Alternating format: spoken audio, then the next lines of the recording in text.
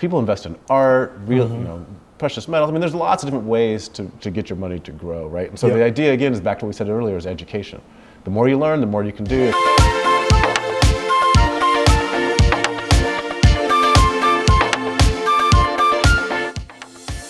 All right, welcome back to part 3 of our 3-part episodes, which is talking about, now we've talked about retirement, which, the end of life or towards the end of life, or maybe our second beginning, I would say. Yeah, a really good way. Yeah, a second beginning of life. And we talked about the beginning, which is like you're 18, 16, 17.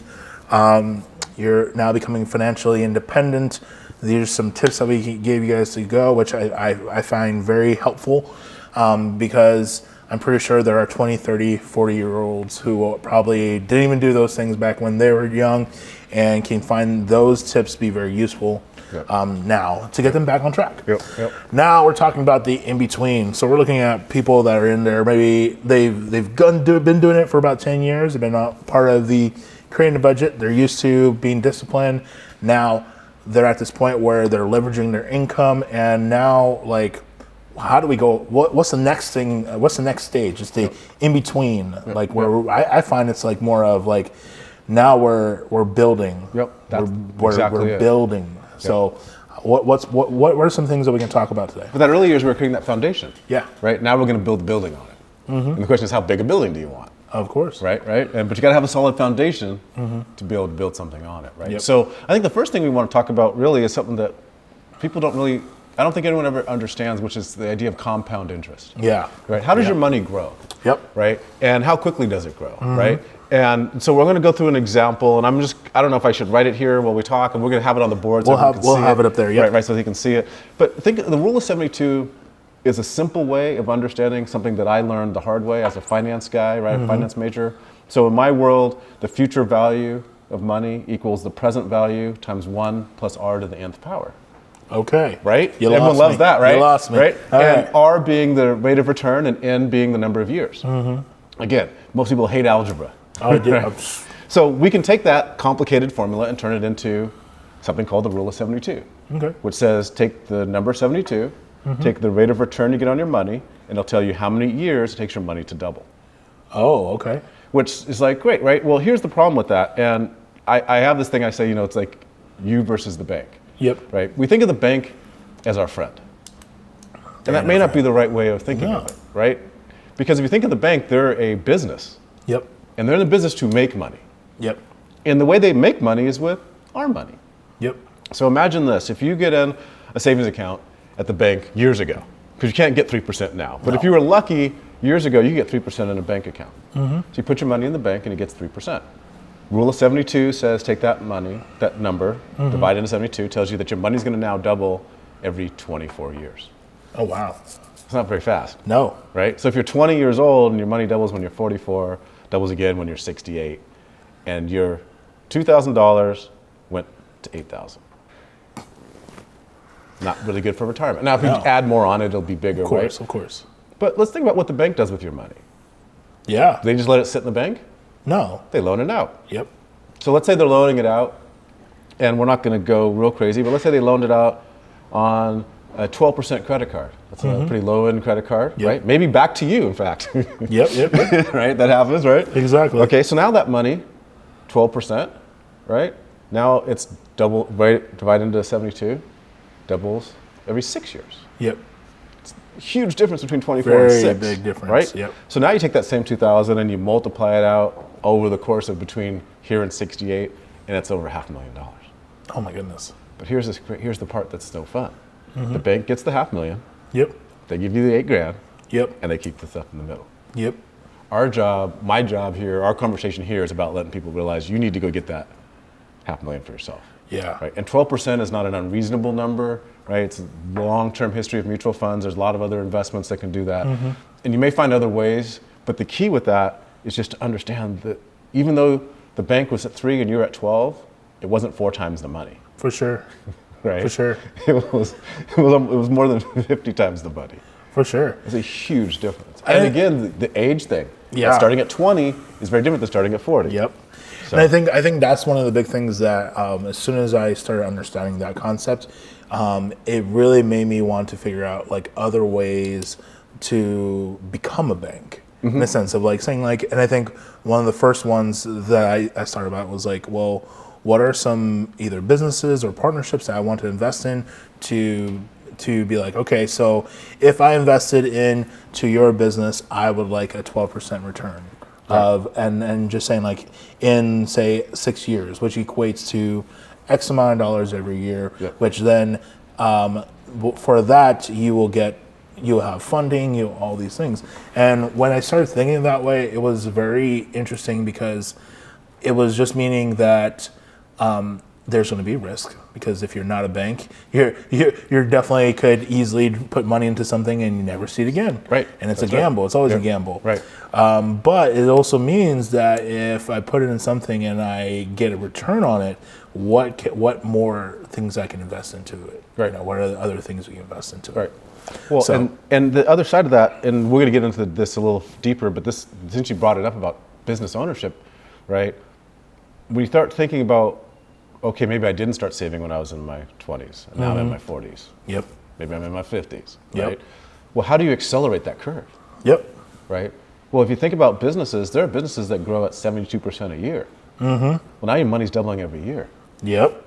Oh, that can speed up a process. That can speed it real quick. Right? And so again, it's understanding the opportunities. And in fact, I think this is a great time to talk about something else that you may have heard of. It's been around for a while. Came from a book, actually, Robert Kiyosaki, The Cash Flow Quadrant. Yes. You familiar? I have not read it, but You're familiar with the term? Yeah, yes. Right? Yeah. And it's such an important thing, because there's literally only 4 ways in our modern society that we can get income. Yep. And most of us are a little confused by how they work and what really that means. And I'll say that the 2 things that's really important. First of all, if you take the cash flow quadrant, you got 2 sides, right? Yep. So one side, on the left side of your quadrant, you have employee, which is what most people are. Yep. And then you have self-employed. Yep. Which a lot of people call themselves business owners, but they're really self-employed. Yep. Right? Now, the self-employed world's a huge one, and it's really valuable, and it represents a large part of the U.S. economy. People that are just themselves working there, we call them solopreneurs, right? Yep. So that's an option, and that's a big deal. But also doctors are self-employed, right? Lawyers, athletes are self-employed, right? You make money based on your skill. Yep. Someone pays you for that, right? But if you're an athlete or a doctor, right? Back to your point, if you break your arms and you're a surgeon, so much for being a surgeon. Yep. But it had good insurance. Yep. Because you're no longer being a surgeon. Exactly. Right? You mess them up, and it could be for a week, a month, a year. It depends, right? Yep. How bad you hurt yourself. So, but an employee really is someone who has a job, right? And they work for somebody else, that other person. And to your point of risk, right? There's less risk because there's, quote, a guaranteed paycheck. Yep. But there's also the risk that they may decide to downsize you. Yep. And there's a lot of folks that have probably experienced that. And there's probably also a ceiling. Like you can't make more than X amount of dollars. Right. Yeah. And depending on the organization and its history and who you are as a person, there's a lot of things that you don't control. Yep. Right? But you do have that guarantee, and people really gravitate towards that, and I understand that, right? For sure. You know that every day, every month, you're going to get paid, and your bills are going to get paid. For sure. Self-employed, now you're stepping out a little bit, right? Now you're like, okay, I'm on my own out here, and I hope people pay me, and right. Yep. And a lot of people transition from an employee to self-employed doing the same thing, right? So you're an accountant in a company, and then you get some clients on the side, and then you go out to being an accountant on your own. Yep. Right. So now you're self-employed. Yep. Now you own a job. Yep. Now there's really cool things about that. One, you control your time more. Yep. Right. You control your income more, but then there's the risk that you may not have income to control. So yeah, so you get to control your income. You get to control, but again, it's you control your income. So no one's guaranteeing that's going to happen, and you control your time. Yep. And I had a old guy used to work, a friend of mine actually, to say that when you're self-employed, you can ask yourself for the day off, you're going to get it. Yep. You ask for too many days off, you're not going to make any money. There you go. So, right? Exactly. So that's the left side, and 80% of the population is on that side of the equation. Yep. The other side of the equation, now you got B for business owner. Right? And a business owner, so the difference between business owner and self-employed, I learned this years ago, I thought it was a great definition. If you can leave your business for 90 days and come back and it's still operating as good or better than when you left it, you're a business owner. There you go. If you cannot leave, you don't own the business. The business kind of owns you, and you're back to being self-employed. Exactly. Right? Most restaurant folks aren't business owners because the restaurant, as you know, right? You don't own a restaurant owns you. Yep. Right. Yep. And you're there all day long, every day, or most of the time. So So a business owner really has that freedom, right, to go to do other things with their time if they choose to, because the business can operate without them. Mm-hmm. So they're creating input. And the idea of the business now is that, right, again, you have those employees, right? So as a business owner, you have people working for you. Yep. And then an investor basically is somebody who has assets working for them. So instead of having people working for you, you have money working for you. And investors, we think obviously like just investing in stocks or bonds or owning things, right? But it could be real estate, right? It could be you wrote a book or music or something that pays royalties. Yeah. Right? You invented something and you signed a contract and it's a royalty payment. As long as they get paid, you get paid. Yep. That's still an investor in the sense that you have something that's going to pay you without you having to work. Those are the 4 ways. Now, guess where 80% of the money is? In the business investor side, Yep. right? And so the question is, if you're going to be an employee, which is perfectly fine. My father was one for his whole working career. You just have to make sure you take care of your money, like we talked about, so you can move into the investor project, right? Or if you're self-employed, again, take that money and move it over. And it's as we talk about discipline and we talk about what you do with your money. Interesting story. I had a good friend of mine got married in his late 20s. Him and his wife decided that they were going to basically live completely on her income and invest every dime he made. You can imagine how quickly they went from 28 to 35. By the time they were 40, they were done. Yeah. Done. Had rebuilt, bought a new house, built a new house. I mean, done. Yeah. But most of us were like, ooh, 2 incomes. I got all this money, and we just go spend it all. Yeah. Right? They were like, no, we got a plan. To your point, Yep. They had a plan. Their 20s, they sacrificed their 20s. Sacrifice some 20s in order to eat, so 30s, you never have to worry. I love it. So so that's the idea of different ways of making money. But again, we're all trying to get to that same place. Yeah, and I think I find it very interesting because there's a lot of people who do really well as an employee, and I think those are very skilled people, and in a sense, they're more. I would even say like anytime you're making a lot of money being an employee, you're technically a contractor, and you actually also, in a sense, I think some people don't understand a really good example, Nike employees. Like if you work at Nike, you're very skilled at what you're doing. Right. It's very small chance that they're just going to hire you as we're going to train you up. Right. You have to have the skills to be able to go there. But in return for having those skills, you have a lot of benefits, a lot of guarantees, a lot of opportunity for either whether building wealth or having benefits, paid time off, all these things, clothing, you name it. Right. And in a sense, they're also very much in a way of being a contractor, which is I find the gray area, because technically, like the in between self-employed and the employee, you're the contractor, right. Which you have to adhere to all the things of an employee, but you also dictate at any point you can stop, and you also can say, this is how much I cost. Right. Versus a employee who is just like, well, this is the role that you're going to be playing. This is how much you make, and you may get a raise every year, but in the same sense, it's like you don't really dictate that. Anything. Right. So I think if you're looking to go from an employee to a self-employee, a contractor is a very safe area. Yeah. Because you can have a contract for a year and then just know that like, oh, my year's up, I can choose to go do something else. Right. And that's kind of like a little more freedom, I would say.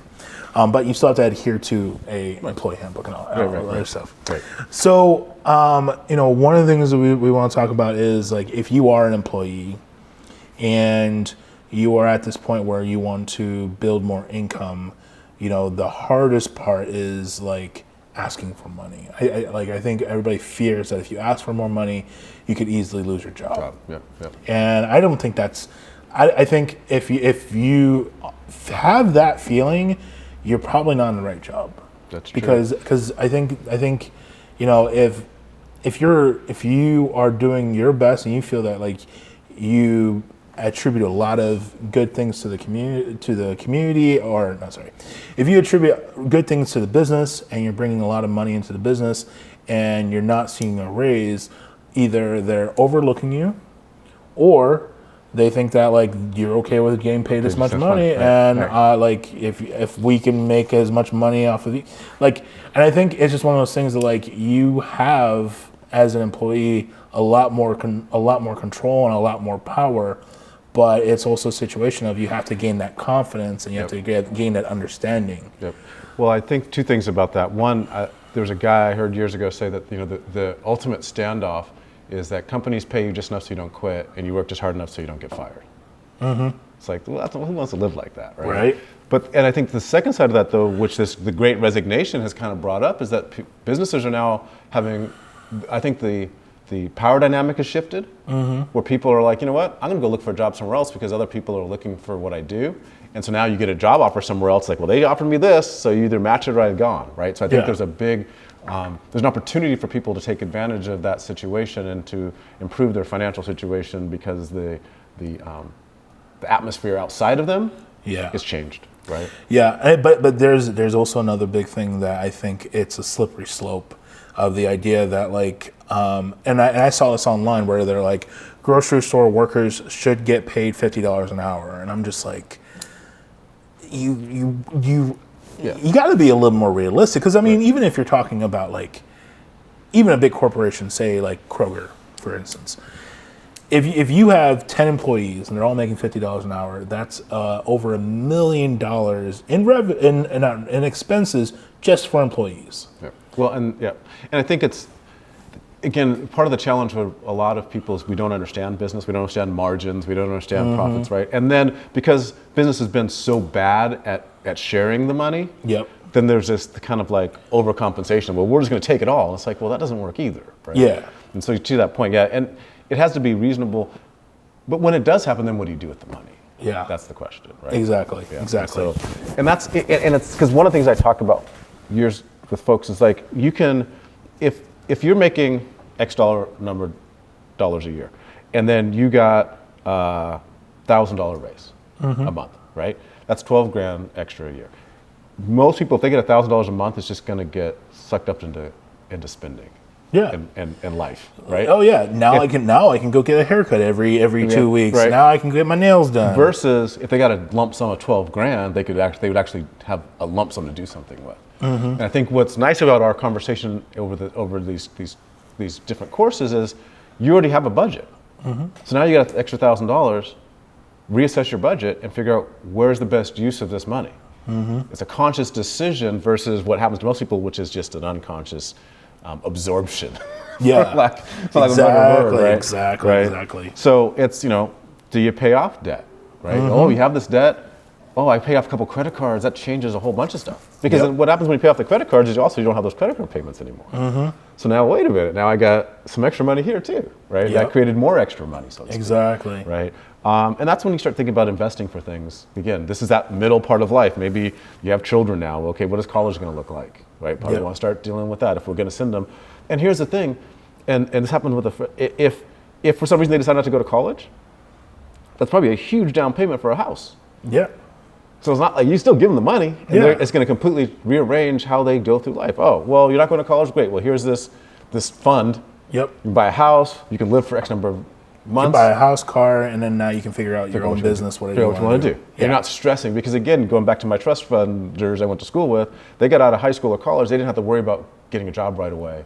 And what am I going to do to make sure I pay my bills? Yeah. I mean, I thought about this when we were coming into today. It's like, how many people, especially like in this phase of their lives, right, 30s and 40s, are at a job they didn't plan on being at. Yeah. They got their first job out of college.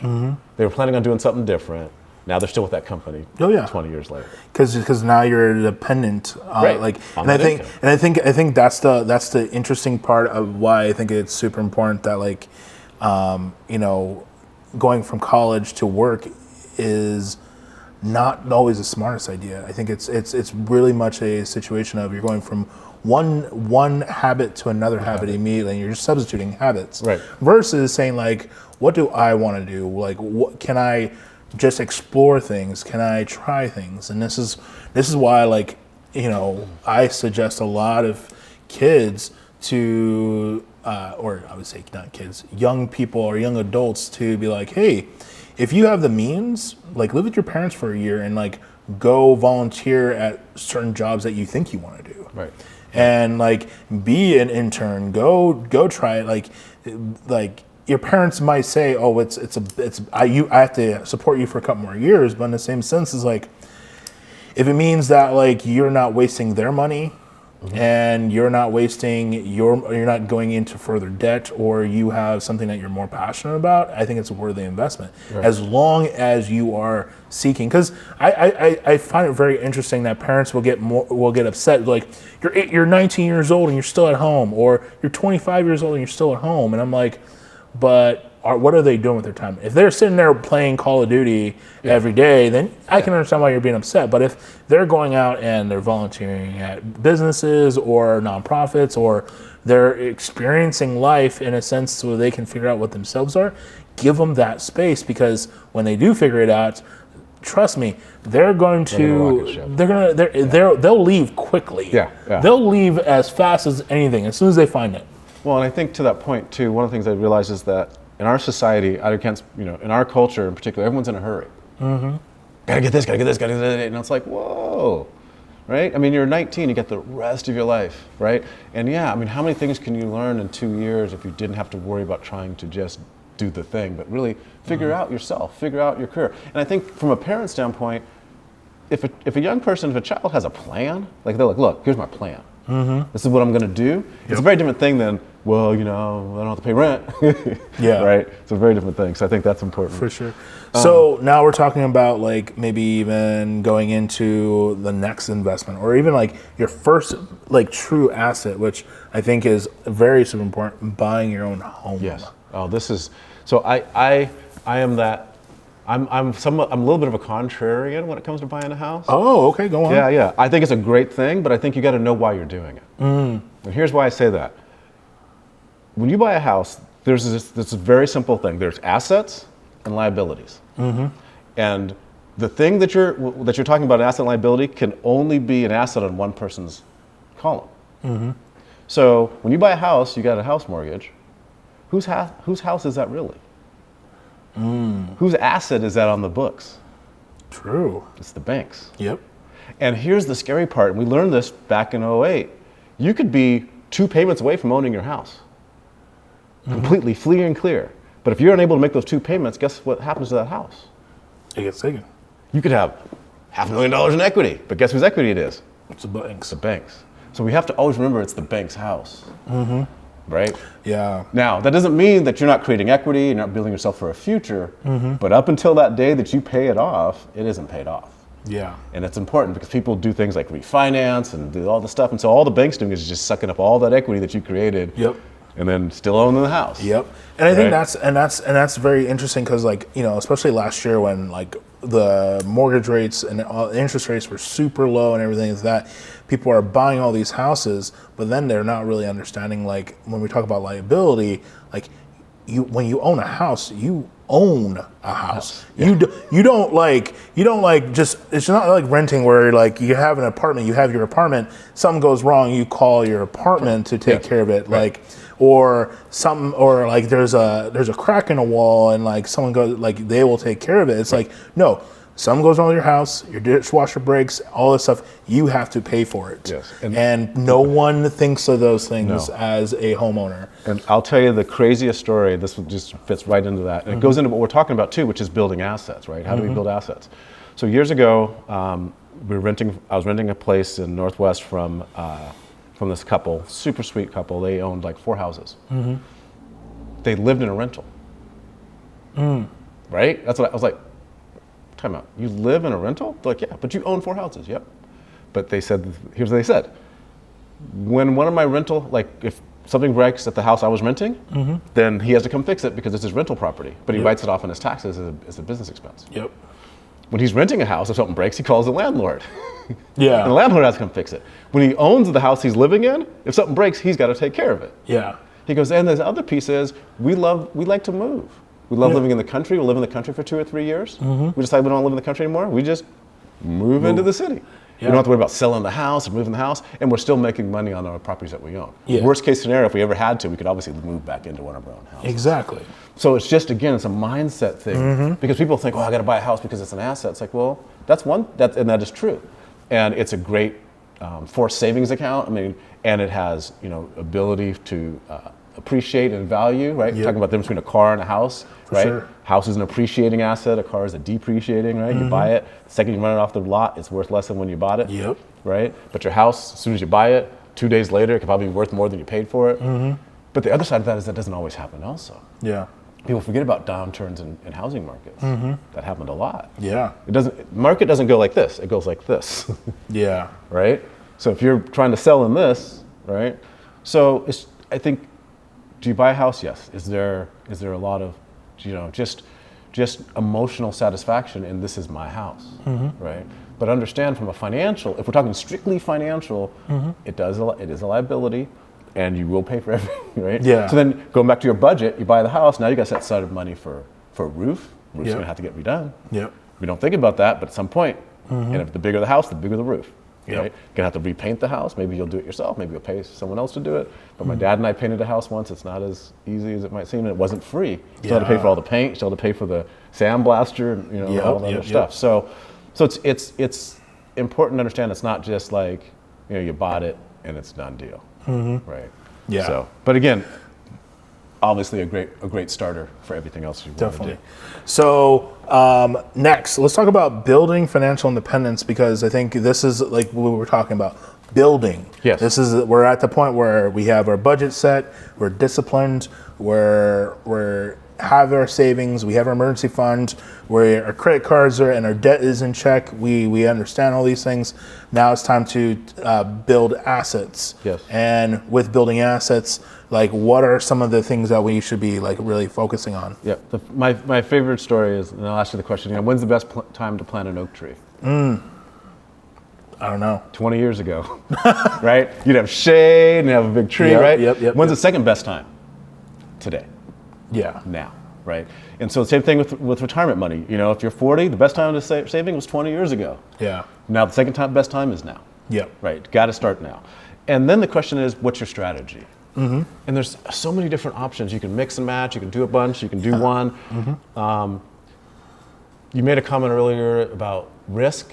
Yeah. That's a really big thing, right? The higher the risk, the more the reward. Yep. But to your point, if you're doing, say, investing in a business, you could make millions or lose everything. Yeah. Right. So if you're trying to retire and this is your only gig, may not be the one thing you want to do first. For sure. Right? So diversifying, I guess, like now we're talking about portfolios. Yes. Right. Which that was a very interesting term when I was a kid, because it was like no one had a portfolio. No one I knew, like when you would say portfolio, I was like, oh, only rich people have portfolios. Right. But I think if you have any source of income and you're not putting it on paper and you're not seeing growth or anything like that, you're ignoring your portfolio. Everybody has a portfolio. Yeah. Even if as soon as you turn 18 and you start bringing in your own money, you have a portfolio. Now the question is, how's it going to grow? Exactly. And so to the point, you have, we talked about mutual funds or IRAs and 401ks and those kinds of things. So, you have mutual funds, which is just basically instead of buying one stock, you're buying a bunch of stocks. And you're buying professional help. Yeah. Because you may not want which stocks to pick. Yep. So you buy a mutual fund, the professional picks the stocks, they get paid to pick well, and you get a return from that. And so that's a lot. It again diversifies yourself more, so not in one or two companies. The funny thing about buying individual stocks is that, if you're going to buy something and you think that's something you want to do, buy something that you actually believe in. You love motorcycles, well, buy Harley Davidson. Yeah. Right? And it's funny that, if you always drive a Ford, then buy Ford. Buy something, but don't think that you're going to necessarily pick the next unicorn. Yeah. You might get lucky, but again, it's your money. You got 100% of your investment. If you're going to take some of it and get really risky, make it like 10%. Yeah. Not like all your money. Exactly. Right? And think about the diversification there. I think so I just want to touch that a little bit, because I think a lot of people, when they go into like supporting anything, they're not really paying attention to the story behind them. Yeah. Because people are just like, oh, I'm gonna support Nike. Actually, a really good example. Tesla. Yes. I don't know if you've been paying attention to Tesla, but come to find out, a lot of their there's a big Tesla is like I think $400 per share, something crazy. But like they're also finding out that like their plants that are building Teslas are actually very racist. If you didn't know that, right, you'd be supporting an industry that is. And I'm not saying Tesla's bad, right, but it's just one of those things. Like if you didn't know that story and you're like putting a bunch of money, it could actually be a big downfall like later down the road. Because what's to say that like plants shut down because of this stuff, right? Or that and to that point, you don't believe is making more money worth something that you don't think is morally right. Exactly. Right. And to that point, the funny thing about people, and we don't, as a society, again, we spend a lot of time letting other people tell us things, so we don't learn for ourselves. Yep. Right. I mean, Tesla's a battery company. They're not a car company. Yeah. Right. But no one understands that. Yeah. Because they don't actually research what Elon's trying to do there. But it's all about the batteries. Yeah. Which is great. But it's not a car company, it's a battery company, and you're investing in the battery industry, which is maybe even better than investing in the car industry. Exactly. But do you know what you're investing in? Exactly, Right? exactly. So I think that's important. The other thing is, you could people invest in art, precious metals. I mean, there's lots of different ways to get your money to grow, right? And so the idea, again, is back to what we said earlier, is education. The more you learn, the more you can do. If you don't want to take the time to learn, that's where things like mutual funds, where there's already professionals involved, will do a lot of that work for you. Right? Yeah, and I think the new thing, of course, is like cryptocurrency, coin, Bitcoin, and all that stuff, which I think those are can be very fruitful. I've seen people who, especially like it was the last one, Dogecoin. Yeah, I've seen like my friend. I think he put like 1,000 and got like 75,000 in 1 year just off of Dogecoin, and I'm just like, and those are very extreme, high risk. Yes. But get higher rewards. So it's all about your comfort. And I think when it comes to investing, one of the biggest things that I think we haven't really said yet is it always is a gamble. Yes. It can all belly up. It can all go away. So I think that's also something that no one really talks about is like that mentality of like, you could lose it. And the thing to think about with like say Bitcoin or any of this stuff, right? Again, it goes back to if you have $100,000 to invest, $1,000 isn't going to hurt you if you lose it all. Yeah. If you have $3,000 to invest, $1,000 is a big deal. So those, again, the kind of things you want to think about when doing that. The last piece we didn't talk about, but is a huge one, is real estate. Yes. Right, and it fits into everything we're going to talk about later, as far as legacy and all this stuff. But real estate can come in so many different ways, right? I mean, again, you can buy a duplex and live in one side of it. Yeah. And then move out, and then the duplex is there, right? Yeah. And the thing with real estate, and we'll talk about leverage here in a minute, but real estate has some special leveraging opportunities that a lot of other things don't, that can work out for folks. But again, talking about risk, right? What is one thing that we're probably all going to have so long as I can think, right? Shelter. Yeah. I don't think people are going to go, now maybe it's apartments, maybe it's houses, whatever, but we're going to be living somewhere. Yeah. Right? We're not going to be outside. Yeah. Right? So again, thinking about those things, it's like mutual funds, right? I mean, mutual funds, if you're in 1,000 companies and most of them are Fortune 500 companies, for that mutual fund to really go to no value, I mean, all those companies have to go out of business. And if all those companies go out of business, your mutual fund's not the only issue you got to worry about. Right? Yeah. Because our whole economy's in trouble. Right? Exactly. You might not have a job anymore, you might not be able to get food anymore, right? I mean, so again, it's how do you minimize the risk by understanding, right, and spreading out that risk, or understanding what is risky and what isn't. Individual houses and buying and flipping like millennials don't buy houses like my generation did. So the individual housing market is a rental market's fine, but as a sales market maybe isn't as much. Oh yeah, rental Airbnbs, those are like one of the biggest markets. Right. And that's the other thing, is that you're fighting when you're going to buy a house with all the people that want to buy it turning into an Airbnb, which is another issue as a society that we don't know what we're going to do with, right? But so the real estate's another piece in that. And then we talked about this, and you had brought it up a while ago, as we look at maybe business ownership, right? Maybe at the end of the day, either A, the other options just are too slow, because you waited too late, or B, that's always just been your path, right? But you didn't know how to do it. And because again, where do we learn? Who's out there teaching people how to do business plans? Yeah. Actually, Score, by the way, locally does a good job. So if you need to get that, I had my first business plan done. The guy that taught me, that was my business plan. And I was a finance guy. Yeah. And my business plan was a mess. Yeah. But he said, this is what you need to do to fix it. And I'm like, fabulous. I can do that, right? Exactly. And so finding folks that can help you with that. But as you move into a business plan, I think the biggest thing you got to figure out is you got to start kind of what we did today. You got to start with the end in mind. Yep. What kind of business do you want? Yeah. Right? Do you want to be a solopreneur? Do you want to have thousands of employees? Do you want to be local? Do you want to be international? I mean, if you don't, and none is better or worse than the other. Right? I think in our society, especially now, we're so caught up in everything being huge and big and monster, and the bigger is better, and if it's got to be big or it's not, doesn't matter. No. Yeah. If you just want to be a solopreneur because you want to control your time, and that's your thing, so you're not going to technically be a business owner, you're going to be self-employed, that's fine. Yeah. If you want to straddle over to business owner, but only have a couple handful of employees, some real key people, that's fine too, right? It's what is your dream? What are you trying to accomplish with the business? Is it just to make money, or do you have a passion that you're chasing? Yeah. Right. For me, it's my passion that I'm chasing with wellness and fitness, and that's all. And that keeps pushing everything. The size of my business is continually growing. It has nothing to do with me. It's all about what our goal is to accomplish, which is helping our society understand preventative health care. Yeah. And so the business is forcing it to grow, right? Yep. So you got to think that through. Love it. So, and I think when we talk about businesses and like building a business, if we go back, I want to say like 70, maybe even 100 years, entrepreneurship was like, that was majority. Before World War I, everybody owned their own business, and like families owned businesses that, that was their thing. Like you made bread, your family made bread, like it was generational bread. Yep. If you did butchery or you raised hogs, you're a farmer, that was generational like thing. And I think that's one of the big things that like it's kind of coming back right now, because there's all of these corporations that are not really focusing on the individual.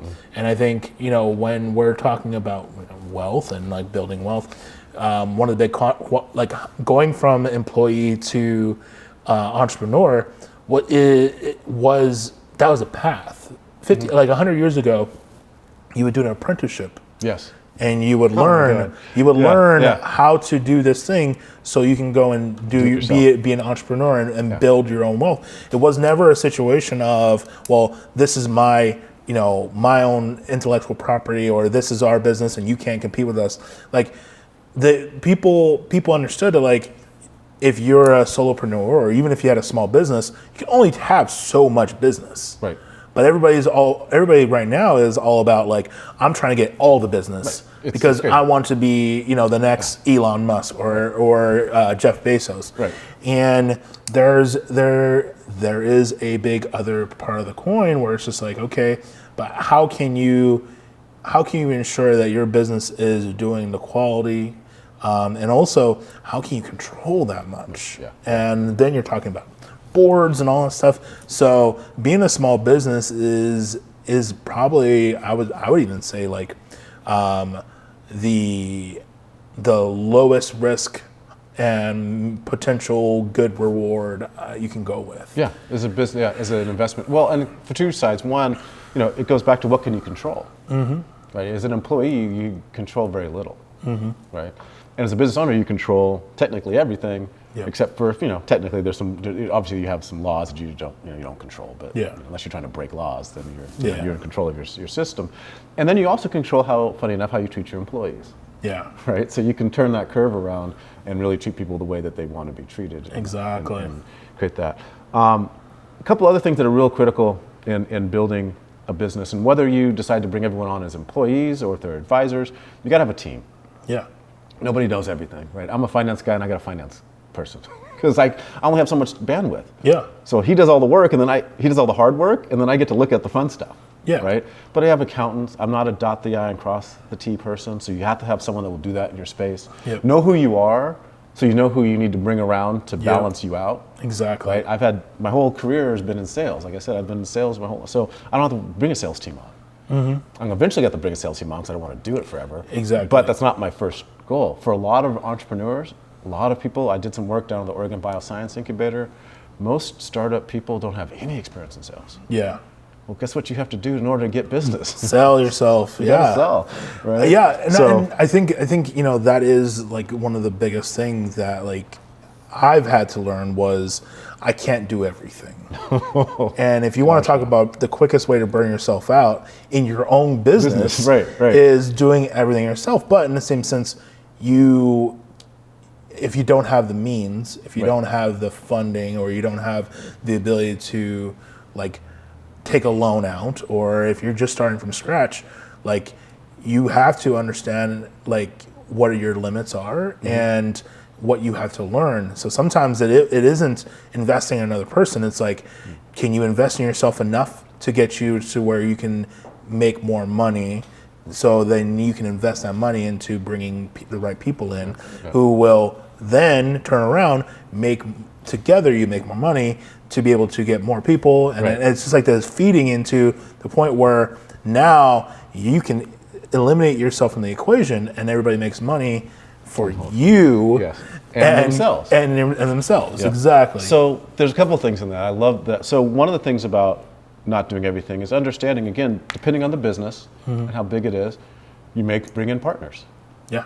Right? So then you're not having to pay them because they get part of the ownership. Yes. Right? And it may be like, and I'll give my example in case, you're not giving away, it's not like I have 10 folks and we all own 10%, right? It's still my business, but they're all getting a piece of the pie that will then encourage them to help out. And they're not, it's not their full-time job, but they're the expert. So if I have a question about something, or we have weekly meetings about things, they bring in their expertise to help move the needle for the whole organization. Exactly. Right, so you're giving part of it up so they get some equity, so now they're building their own nest egg, they're building their own assets as being a part of your business. Yep. And for a lot of people that's worth, do you want a paycheck or do you want the chance to get millions? I'll take the chance to get millions. Exactly. Right, because I already got a paycheck. Collaboration is super key. Yes. And we talk about different types of capital. And that's seriously is like sometimes even more valuable than actual money is social capital. Yes. Who do you know?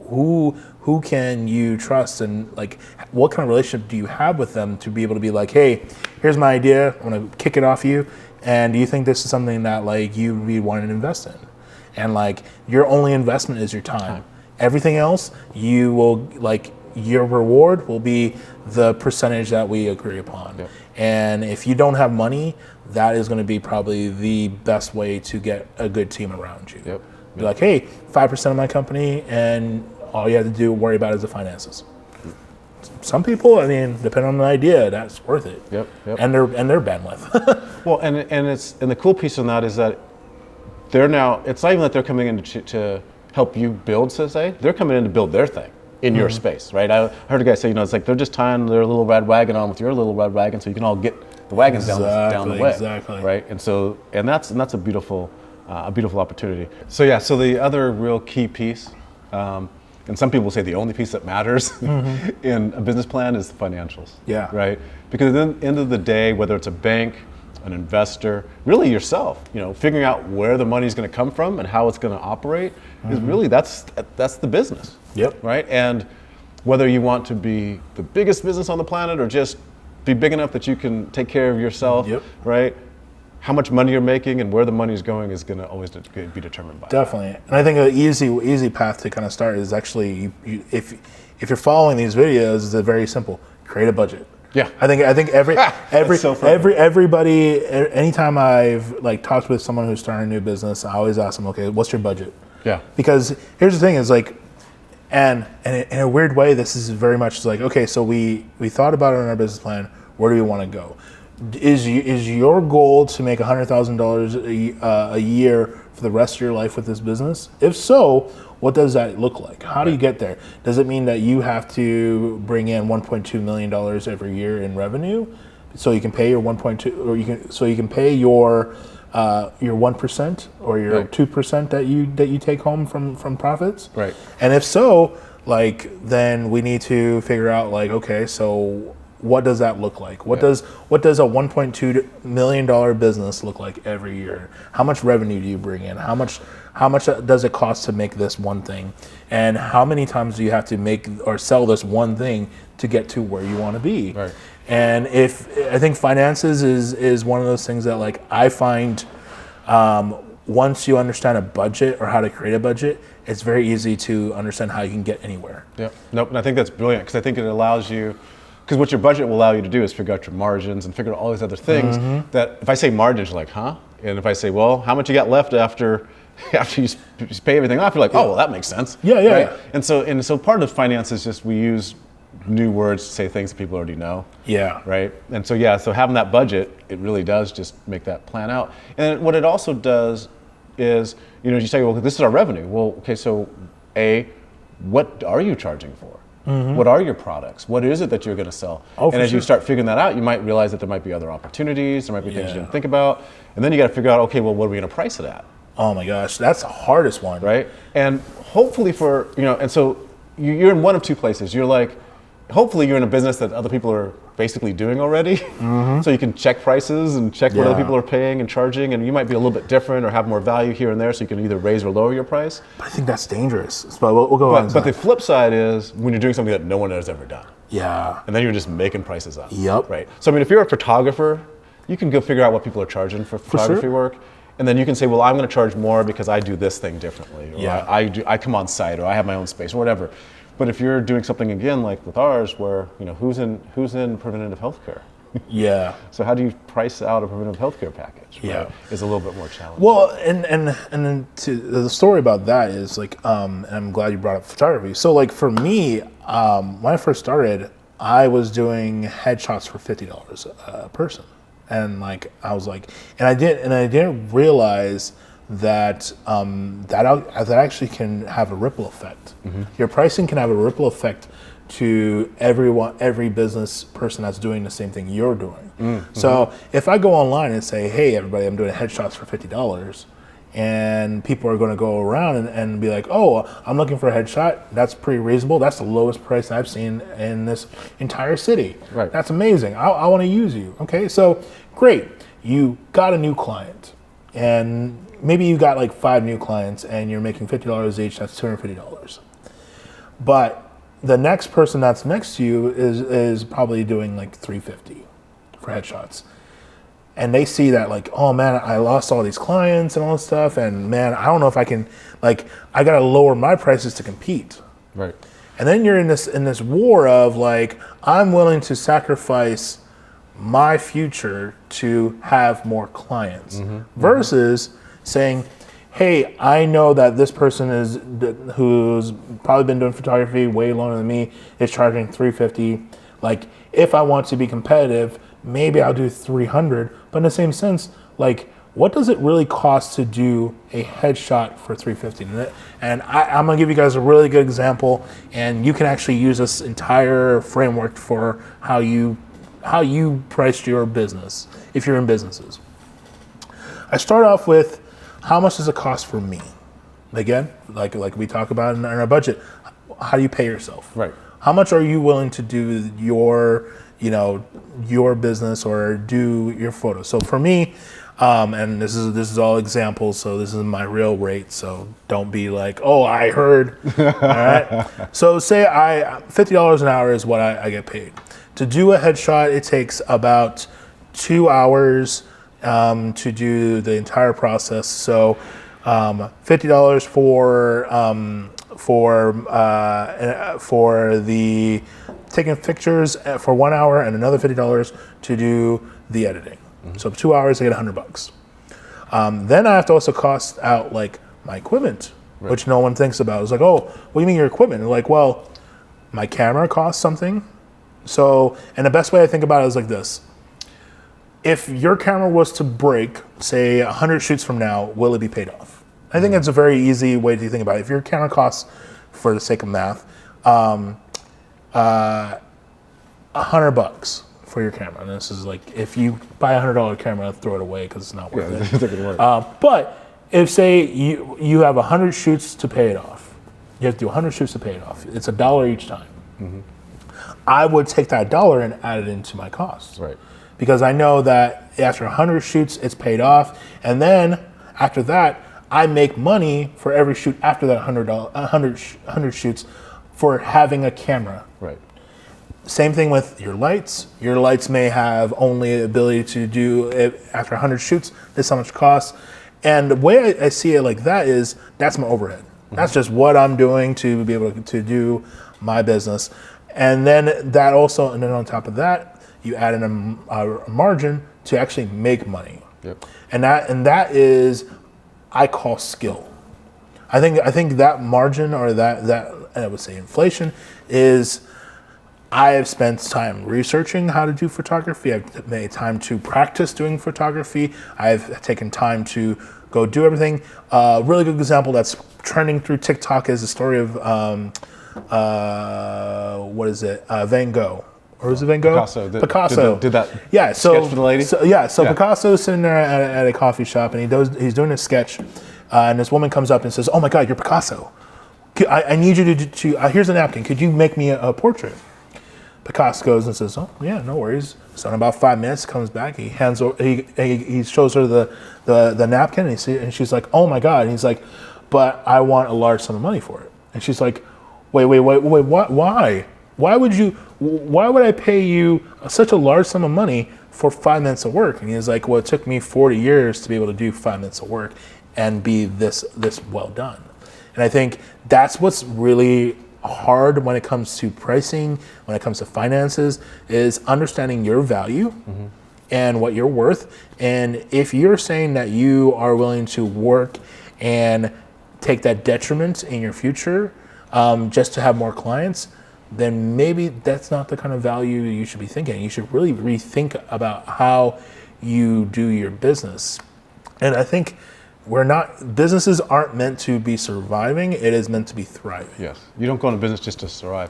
And I love what you said about this, taking too little, because again, this idea of solopreneur actually got introduced to me from someone that works down here locally at one of the business schools, right, teaching solopreneurship, right? Super neat lady. And she talked about the fact that so many people do just that. They keep their price low to get a lot of clients. So you got tons of clients and you're running in circles and you're really broke. So you got, right? So you could have, instead of charging $50 and getting, 100 clients, right? You charge $150 and get 50 clients. Yeah. You get way more money. Yep. You're not working as hard, and they're still getting the benefit. And so I think, exactly. but the challenge that folks do, and it's cultural, I think, in a lot of communities, but it's really challenging for people that have been employees their whole lives and to go into being self-employed, is just to really ask for what you're worth. Yeah. Just to go, you know what, I'm worth this. And this is the price I'm gonna have, and I'm gonna find the people that understand that and are willing to pay. It's not, I think the best way to describe, and I've been in sales my whole adult life, is when I'm in sales as a process, I'm looking for the people that are looking for me. Yep.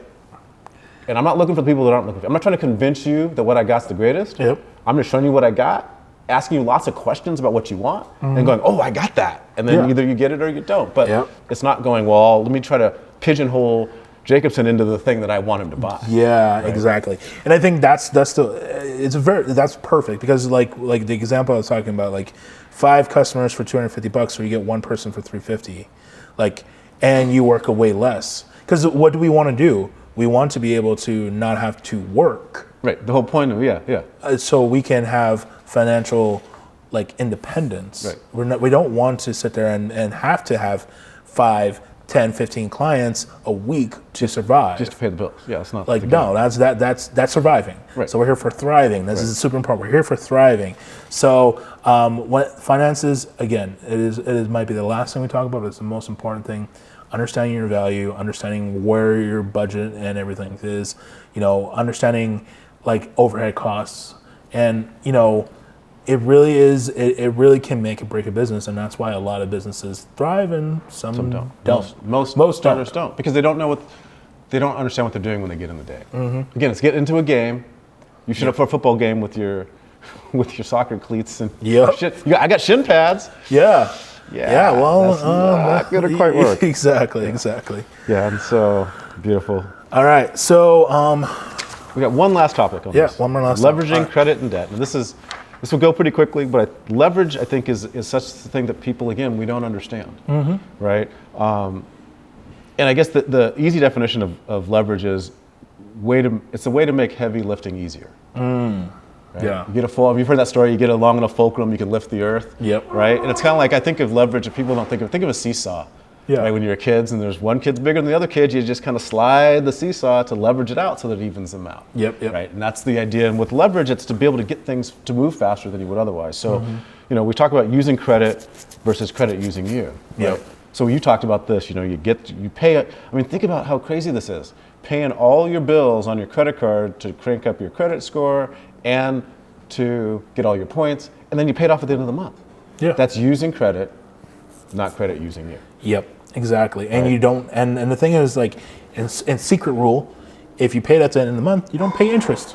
That's free. That's free money. Right. That's free money. Now the other side is, I say department store credit cards if you want to buy something and then pay it off. So now you have this department store card, you used it, you paid it off, right? They give you a lot more benefits. Right. Same thing with airline miles. Airline miles, right? Yep. Just use it, pay it off. So you can start. In fact, if you have I know, like my dad, right, going to Mexico, his partner, she's got the Alaska Airlines credit card, so they get their bags for free. Yeah. So There you that's go. $100 each way. Exactly. Big deal, right? So those kinds of so you're using the credit for your benefit, not their benefit.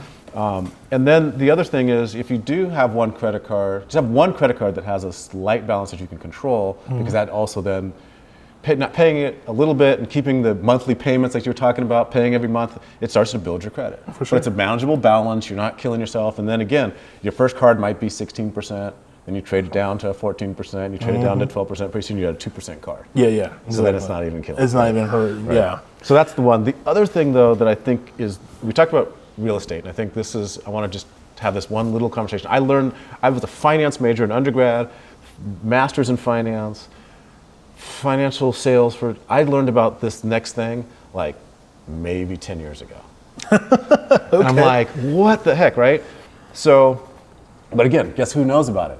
The people in the real estate business. Yeah, of course. Especially people that buy. So there's a thing called a 1031 exchange. Okay. So Go on. all that says is you buy in real estate. Okay, so Jacobson, you get your first, maybe you bought a house, right? Rental property. Yeah. Well, and it's Portland, so the property value is going up, so you sell the house, right? Then you can take those proceeds, and it's enough of the proceeds, maybe you decided to roll it into building a fourplex.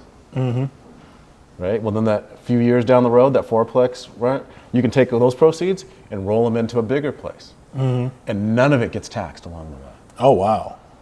Now think about this, again, this is just mindset. So you get the first house, someone's paying you $1,000 a month, whatever. Basically, Bella did is cover your mortgage. Yeah. Right, but it covers your mortgage.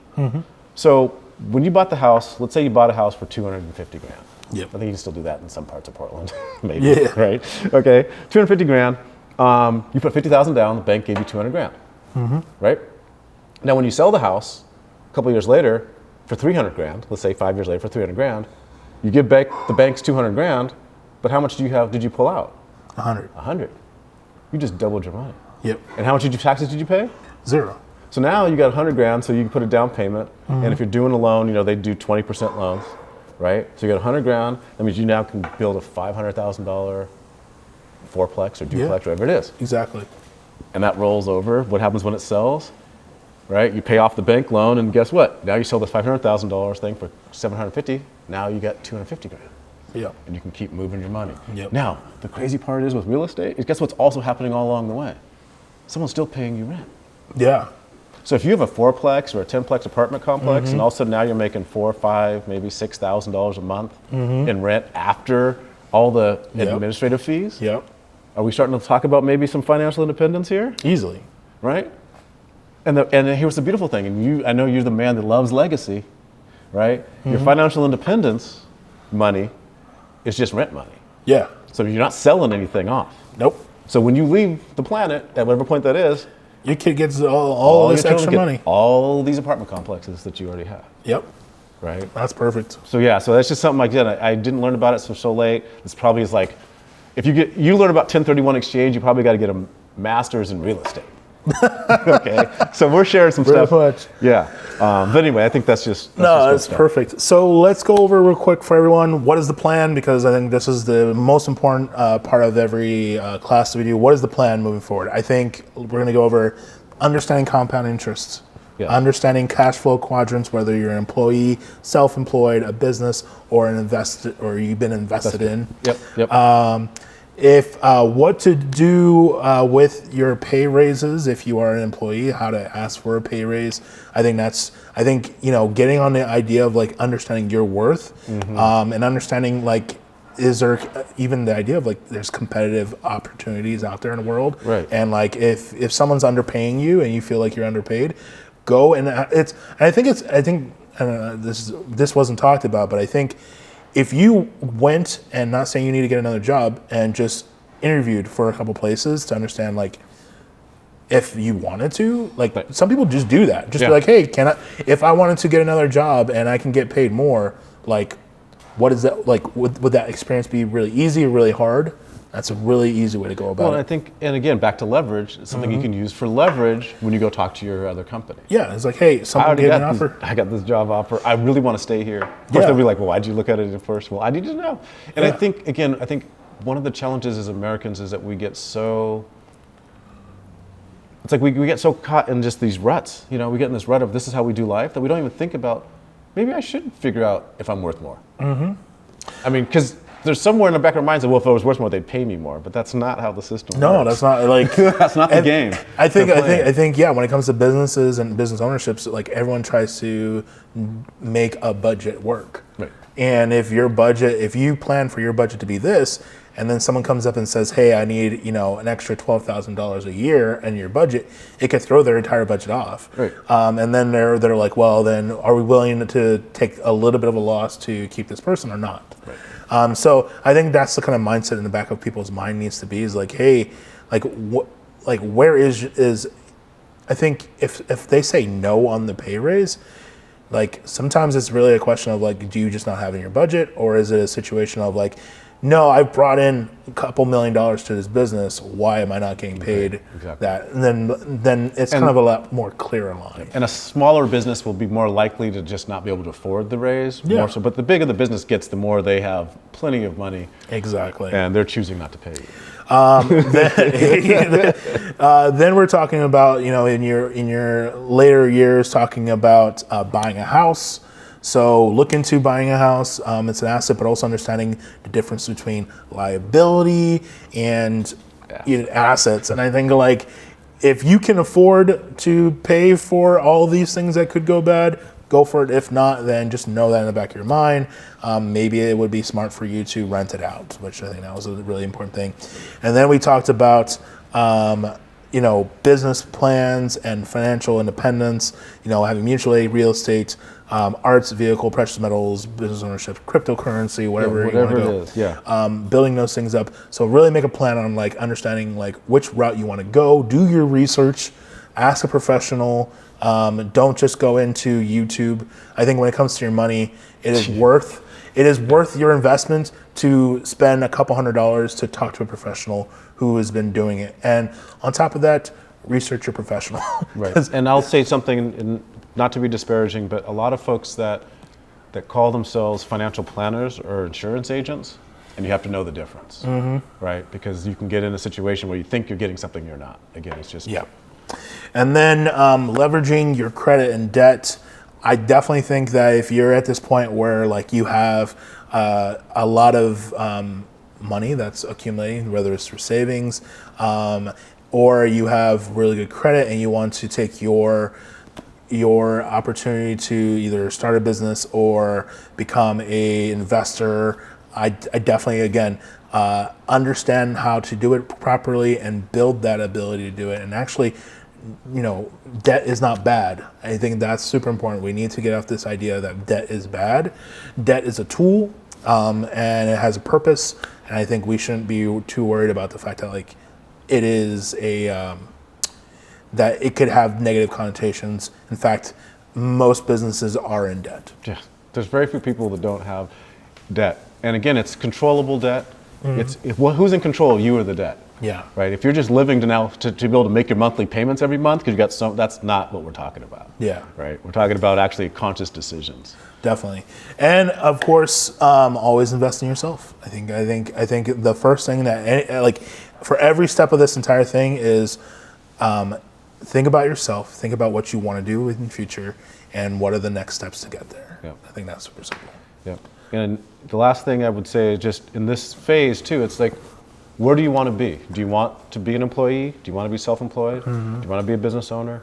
Right? Where are you gonna reside for the next number of years? Right? And have that plan to do that. But I think the one thing that we figured out today, we knew it was going in, right? Is you gotta have a plan. Yeah. Whatever else happens, you gotta have a plan. A budget is just a plan. Yep. It's a plan to do what to do with your money. Exactly. Right? Exactly. And I think, I think those who if it's not written down, it's not real. It's just your imagination. Right. Once you create a budget and a plan and have it on paper, then it's something that's real, tangible. It's something that a roadmap that if something were to happen to you, you can easily pass on to the next person. And it holds you accountable. Yeah. I mean, your imagination is just that, and that can change with the day or the week or the month, right? Exactly. But if it's on a piece of, like you said, if it's down and this is what I'm going to do, you've had a conversation. Also, if you have a partner, obviously that's a partner's decision, right? Yep. If you don't have a partner, then find a friend, right? Have someone that you can have a conversation with that maybe is going through the same thing, so you can be accountable to that person and yourself, right? Because if you tell people you're going to do something, it's a lot different than if you just say to yourself you're going to do it, right? Yeah. Quick story, I wanted to fence for so many years and years and years. Oh, I'm gonna learn to fence. Yep. Never had the time. Of course. Right? But then I decided to become a pentathlete, right? Which is running, shooting, fencing, swimming, and horseback riding. Oh, wow. Okay. Crazy was my midlife crisis. Yeah, right? I got you. Right? But here's the thing. Guess what I had to do once I said I was gonna be a pentathlete? Yeah, go do it. Got to go fence. Yeah. There's no you got to find the time because you just said you're going to be a pentathlete, right? Yeah. So I told a bunch of people I was going to do it. Then all of a sudden now, guess what I'm doing? I'm out fencing, right? So just know that you can, holding yourself accountable is a lot easier if other people know what you say you're going to do. Yeah, and I think that is super important. I think because it very much is make it real, make it tangible. If it means having one person or your entire following that you have on Instagram know that you're going to be doing this, then whatever it is, make it real. Make a recording. It can even just be to yourself saying this is what I want to do, and get in the habit of writing it down. Yeah. I think that's a really big thing. So this is the end of our 3-part series. Andre, dude, this was a pleasure. Fun. Of course. If you guys like this, again, share, comment down below. Give us a thumbs up. We're going to be putting this on our website. And if you're seeing it on YouTube, of course, make sure you're subscribing to our YouTube channel. But also go to our Feed the Mass website where we have our Family That Learns initiative videos. You can become a subscriber on there and help us be able to elevate the education that we're doing in the future. I look forward to more fundamental fitness helping us out with our fitness and nutrition. And I look forward to more conversations. And if there's topics that we went over, I know there was a lot of micro points in all 3 of our videos. If there's something that you really want to talk about or you feel that we need to do a video about and go dive in deeper, I'm already thinking stocks. I'm already thinking bit more entrepreneurship and the beginning steps of entrepreneurship, or even the idea of doing you've been in business for a few years and you're in this rut. What do you do? There's so many good opportunities to have these conversations. And make sure you guys let us know in the comments what you feel is super important. And we look forward to talking to you more. Thank you guys. This is Jacobson Valentine from Feed the Mass. Have a wonderful day. And of course, get your money right. Bye.